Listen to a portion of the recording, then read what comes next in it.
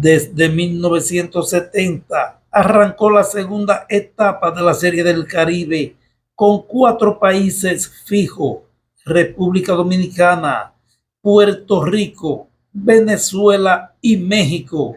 República Dominicana y México no jugaron la primera etapa, pero desde que entró República Dominicana ha dominado el torneo: 23 campeonatos, con 11 más que el segundo lugar.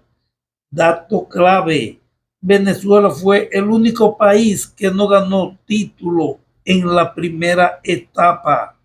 República Dominicana 23 coronas, Puerto Rico 12, México 9, Venezuela 8, Cuba 1, Colombia 1 y Panamá 1.